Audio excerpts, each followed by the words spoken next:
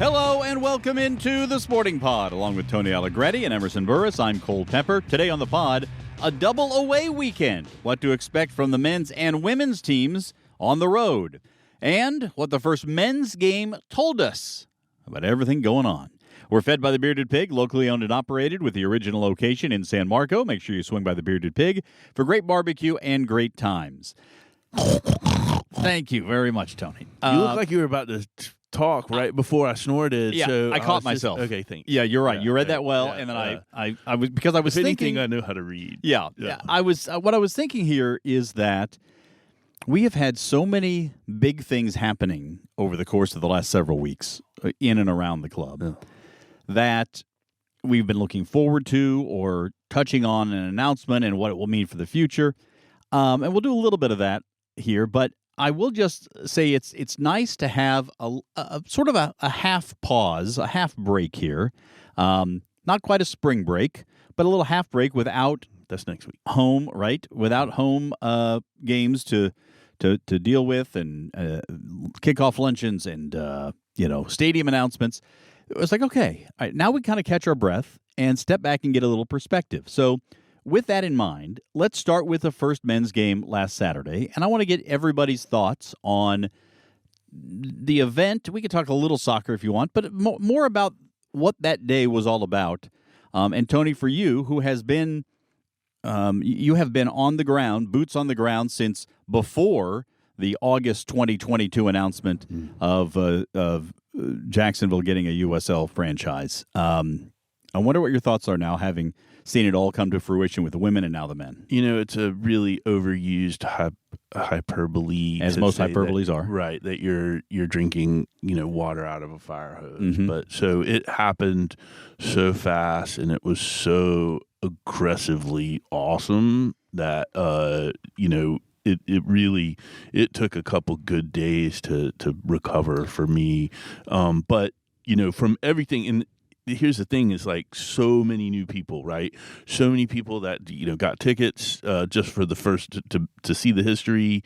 Lots of friends sending me their season ticket, screenshots and all that, and all the way to getting texts that there's a car on fire on JTB. There's no, and then there was a good amount of people that have been coming to the women's game that just weren't prepared, right? Mm-hmm. They'd left because they knew their pattern for getting to UNF, mm-hmm. and UNF had so many events going on at the same time. It was organized. It was chaotic, and it was awesome. And there were, obviously massive amounts of notes on things that we can improve as a club. But to see the teams come out and to do Lift Every Voice and Sing, to do our hymn, to do the Star Spangled Banner, and get that match rolling was a lifetime achievement unlock for me, and I couldn't be happier.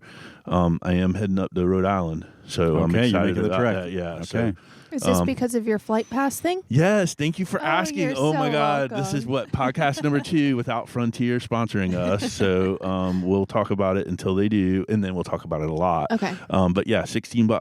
I'm heading up to Rhode Island. Yeah. Amazing. Very cool. Emerson, your thoughts? I thought it was amazing. We had a sold-out crowd. 10,357 fans were there. At least that's the latest number that I got. We were number 2 as far as fans in the league at the home opener. Oh, is that Who right? is this? Yeah. Sacramento? Yeah. Yeah. We also had highest They have a single-day lot bigger merchandise stadium. sales in club history. Yeah. So shout out Anthony Ortiz. Oh, Pretty yeah. awesome. That whole and his crew. Yes, Yeah. and his Oh, crew. my gosh. Yeah, I thought it was an awesome night. I had a lot of fun. I had some friends come out there and experience it. And my roommate Avery was like, "Oh, this is different than the women. This is crazy." And she was on the field seat side, so she got to just see the fans continue to trickle in. And yeah, it was awesome. I will say, and I want to give you each an opportunity to talk about physically where you were during the course of the game and how your perspective changed or didn't. I, of course, was in the broadcast booth. No shock there. And that was the first game that Corey Herzog and I did together. Corey, one of the all-time leading goal scorers in USL history, and is coaching at Sporting Palm Coast right down the way. So great for him. He had been doing games in the league previously as well. So very fortunate to have Corey be able to bring his credibility and insight to the broadcast. But I couldn't really tell because of the angle where we are in the broadcast booth. It's tough for me to get a sense of the crowd. I knew it was big and that there were a lot more people up further to the top than usual, but I didn't really understand the full scope of it until I saw some of the photos and videos from the sideline. We probably should do a better job of getting more crowd shots during the broadcast as well. One of those points you talk about, Tony, about improving as time goes on.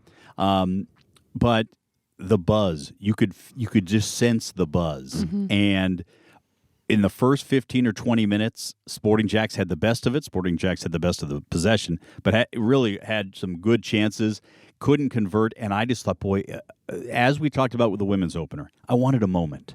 Even, and we had one, but it wasn't the kind of moment you would have necessarily thought. The moment came from Christian Oliveira saving an Augie Williams PK.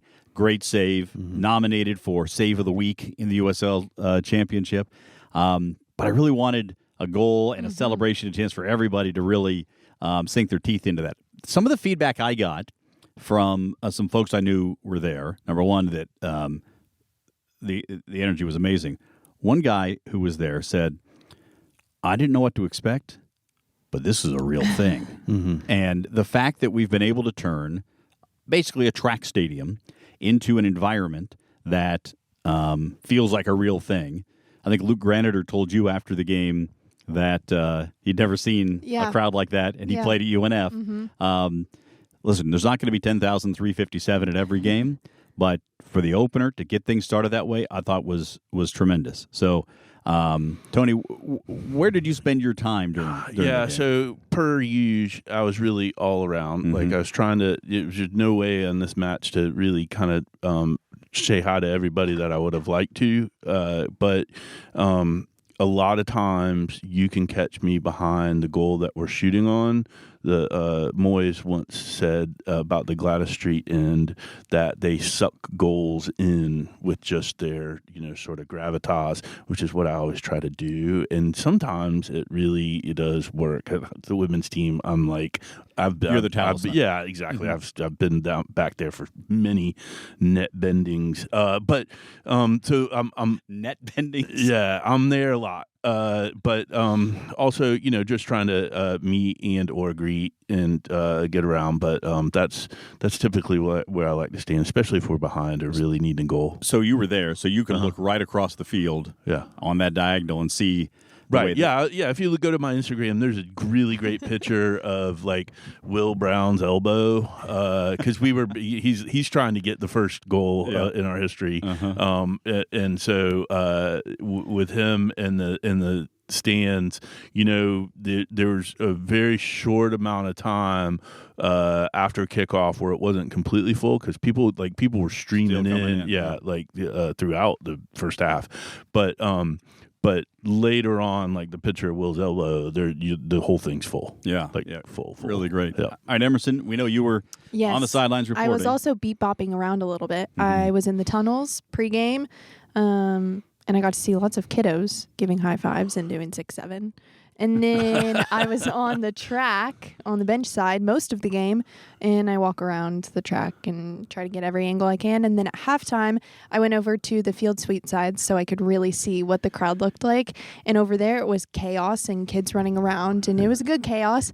I'm everywhere, so I got to see many angles. Yeah, we ought to charge the kids on the field suite sides double. I think what we need to do, agree. There's a technology in Japan where when you walk, say no more. They put it on. I don't know if it's sidewalks or like walkways near subways, where when you step on it, it takes some of that energy and stores it in a battery. Yeah, right. And so it basically becomes, rather than solar, this is pedal energy, and human steps are actually they capture that because the floor compresses just a little bit, and when you have the mass numbers, Yeah, we could keep at the lights stadium. on. Yeah. At the stadium, we need to think about that, and just put a kids zone area where every step is captures. I mean, I love kids. But, Same. Listen, I've got a 6-year-old who never stops moving. Yeah. If we could harness that energy, we Would could. be we wouldn't huge. care about the Strait of Hormuz. Right, no doubt. Not to get political. No. All right, that's looking back at the first men's game, and then ahead Saturday at 4 p.m. We'll talk about that in just a moment as the men take on Rhode Island. Season tickets are on sale now for the rest of the Sporting JAX men's season. Remember now, the benefits of season ticket membership include first choice of seats when the stadium is built. You get the best price per game available, ticket exchange program, where you can make sure to get all the value for your tickets in case you can't make a game, and an interest-free payment plan. Call 904-863-KICK or visit sportingjax.com today. All right, Saturday, we're recording this on Thursday morning in the Gemstone Media Studios. On Saturday, it's the first time in Sporting JAX history that both the men and women will be playing a league fixture on the same day. Thankfully, it's not at the same time. The men play at Rhode Island 4 p.m. on ESPN+. The women are at Fort Lauderdale 7:30 p.m. on Peacock. There are going to be some occurrences of this. We should also say that twice in April, there will be home doubleheaders where the men and the women play. Crazy. I'm really looking forward to that. Are you? I am. Okay. Let me tell you why. Please do. First of all, Bottomless mimosas. in the broadcast suite only, yes. Okay. Um, Might need to come up there. I have time. no, I think so. It'll be a 2:00 game, then a 7:30 game in those instances. So there'll be some time in between. I'm excited to see because we're coming up with some ideas on what we can do to keep the fans engaged, entertained, give them added value to come out when you buy a double header ticket. And for me, any time that there is a match play that we get to broadcast, I'm happy. All right, that's a big part of my life. But anytime there's a match where there's something extra to it, like the inaugural match, Right. like a playoff game, whatever that might be, it adds a certain energy, and I really dig that.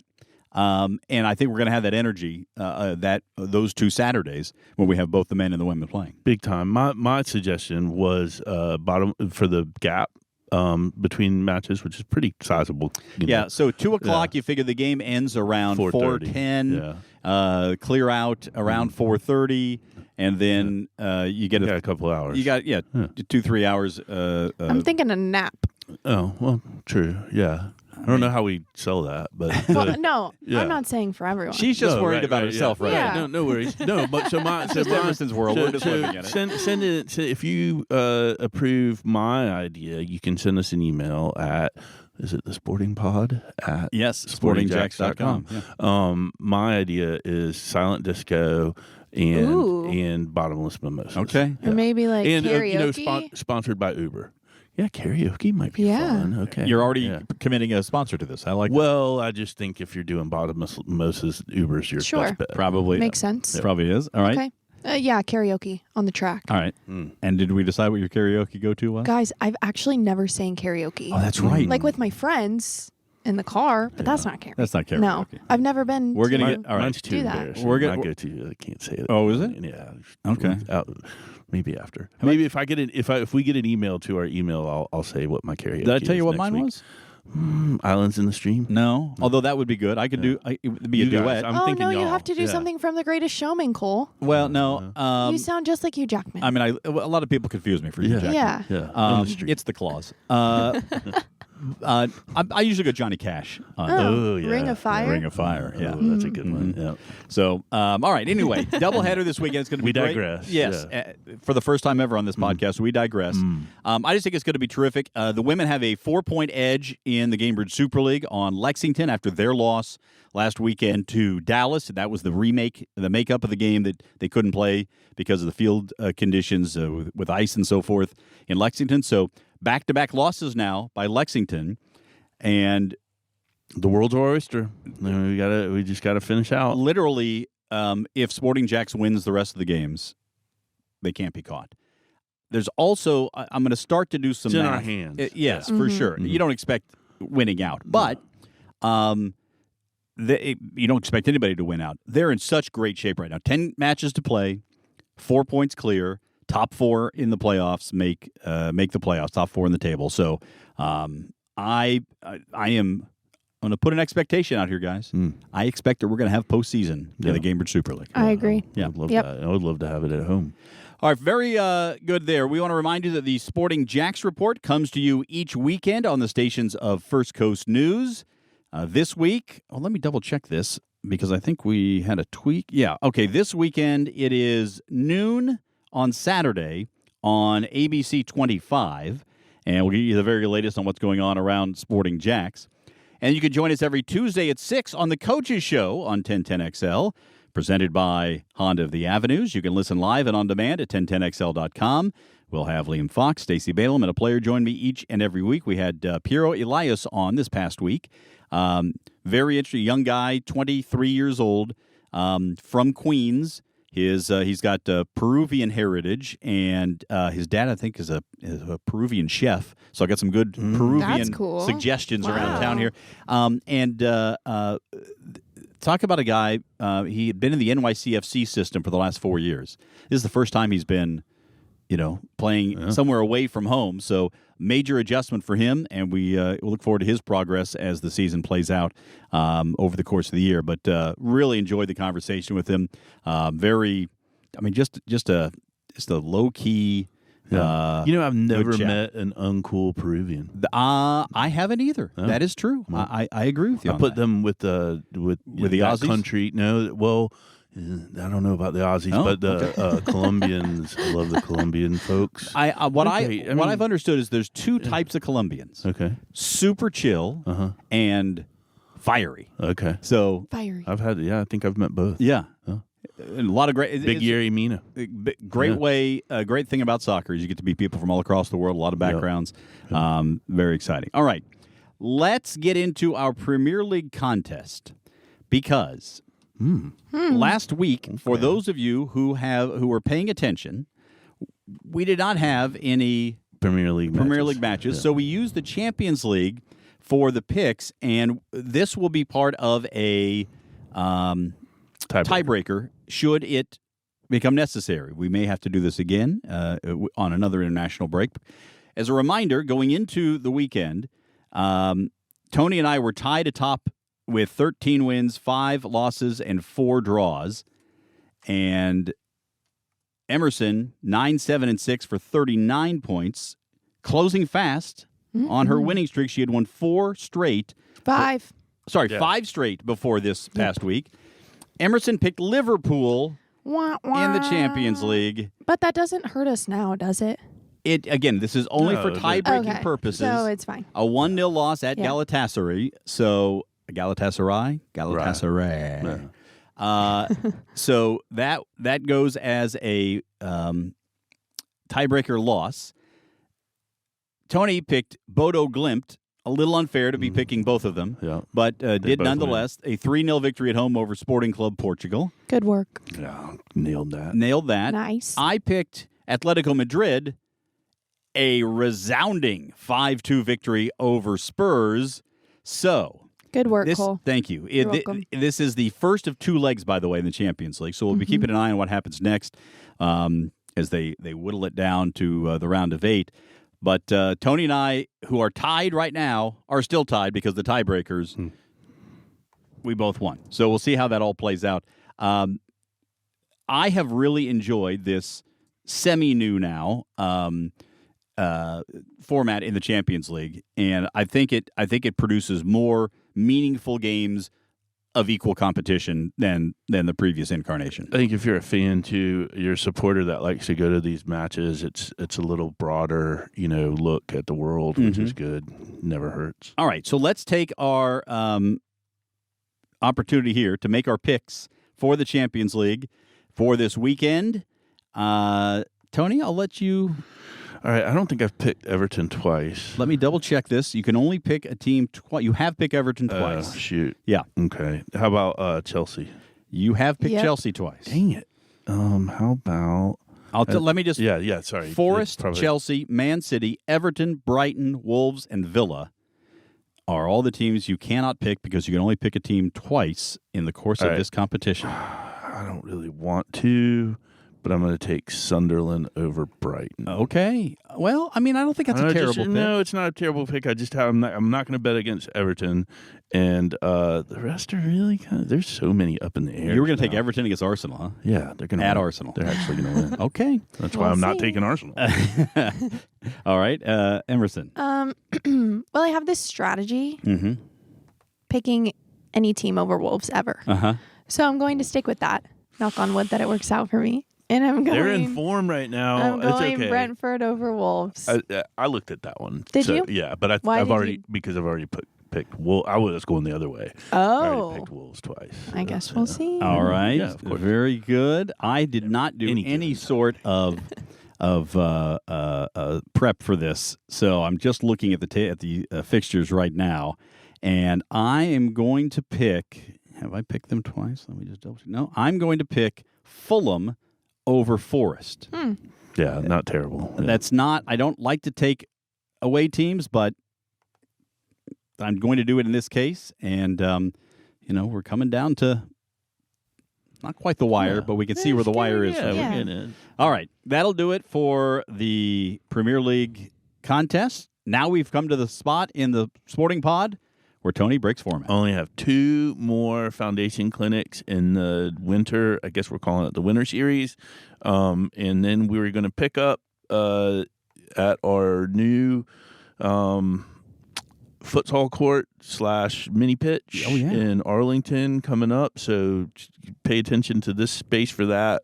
I am going to set up some open play and some pickup matches. Oh, very good. Yeah, if you're into that. All right. Stay tuned. All right. I got something. Oh. We know what Tony's up to this weekend. Going to Rhode Island with his flight pass. Cool. What are you up to? Boy, that is an excellent question. Thank you. It is my job to ask good questions. Well, it is. I'm not sure this is one that anybody's going to care that much about.